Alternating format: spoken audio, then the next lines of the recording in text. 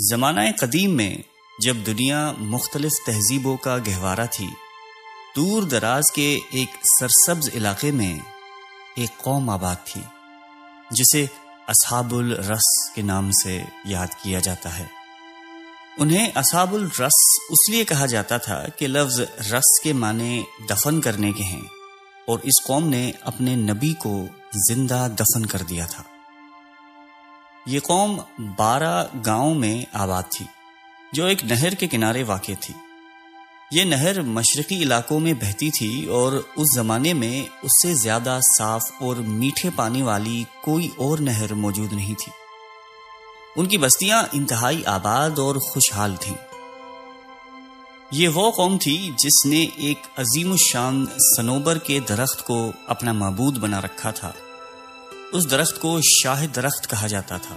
ہر گاؤں میں انہوں نے اسی مقدس صنوبر کے بیج سے ایک درخت اگایا تھا، اور چشمے سے نہریں کھود کر ہر درخت تک پانی پہنچایا جاتا تھا۔ عجیب بات یہ تھی کہ انہوں نے اس چشمے اور نہر کے پانی کو حرام قرار دے رکھا تھا۔ نہ وہ خود اس سے پیتے تھے، نہ ہی اپنے جانوروں کو پلاتے تھے۔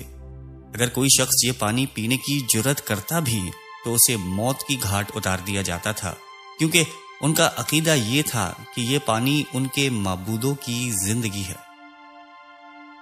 سال کے ہر مہینے میں کسی نہ کسی گاؤں میں عید منائی جاتی تھی۔ اس موقع پر تمام لوگ جمع ہوتے، درخت کے گرد ڈھول بجاتے، مویشیوں کی قربانی دیتے اور انہیں درخت کے سامنے جلا دیتے۔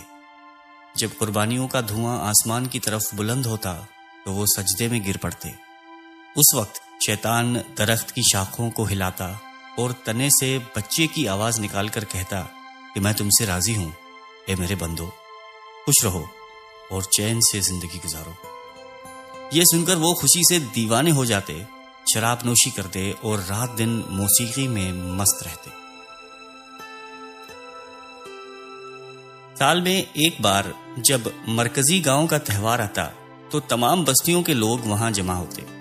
صنوبر اور چشمے کے پاس ریشمی کپڑے کا ایک عظیم الشان خیمہ نصب کیا جاتا تھا جس پر مختلف تصاویر کشیدہ ہوتی۔ اس خیمے میں 12 دروازے ہوتے، ہر دروازہ ایک گاؤں کی علامت تھی۔ وہ درخت کو سجدہ کرتے، بے شمار قربانیاں پیش کرتے۔ ابلیس درخت کو زور سے ہلاتا اور بلند آواز میں وعدے کرتا۔ لوگ خوشی سے بے قابو ہو جاتے، سجدوں میں ان کی پیشانیاں چھل جاتی۔ یہ جشن 12 دن اور 12 راتیں جاری رہتا تھا۔ جب ان کا کفر و شرک حد سے تجاوز کر گیا تو اللہ تعالیٰ نے بنی اسرائیل کی نسل سے ایک جلیل القدر نبی کو ان کی ہدایت کے لیے مبعوث فرمایا۔ یہ نبی عرصہ دراز تک ان میں رہے، انہیں توحید کی دعوت دیتے رہے، مگر قوم نے ان کی بات نہیں مانی۔ جب نبی نے ان کی سرکشی اور گمراہی کی انتہا دیکھی تو انہوں نے بارگاہ الہی میں دعا کی کہ اے میرے پروردگار، تیرے بندوں نے میری تکذیب کے سوا کچھ نہیں کیا۔ وہ ایک ایسے درخت کی پرستش کرتے ہیں جو نہ نفع پہنچا سکتا ہے نہ ہی نقصان۔ ان کے تمام درختوں کو خشک کر دے اور انہیں اپنی قدرت کا مظاہرہ دکھا۔ صبح ہوئی تو لوگوں نے دیکھا کہ ان کے تمام درخت سوکھ چکے ہیں۔ قوم 2 گروہوں میں تقسیم ہو گئی۔ ایک گروہ کا کہنا تھا کہ یہ اس شخص کا جادو ہے جو خود کو آسمان و زمین کے رب کا رسول کہتا ہے۔ دوسرے گروہ کی رائے یہ تھی کہ ہمارے معبود اس شخص سے ناراض ہیں جو ان کی توہین کرتا ہے۔ بہرحال دونوں گروہ اس نتیجے پر پہنچے کہ نبی کو قتل کر دیا جائے۔ انہوں نے ایک گہرا کنواں کھودا، نبی کو اس میں ڈالا اور اوپر بھاری پتھر رکھ دیا۔ سارا دن نبی کی کراہیں سنائی دیتی رہیں، اے میرے رب، تو میری تنگی اور پریشانی کو دیکھ رہا ہے، میری کمزوری پر رحم فرما اور میری روح کو قبض کر لے۔ اصحاب الرس کی یہ داستان ہمیں سکھاتی ہے کہ حق کے مخالف انبیاء کی تکذیب اور شرک کا انجام کتنا عبرتناک ہوتا ہے، جبکہ ایمان اور اطاعت کا اجر کتنا عظیم ہے۔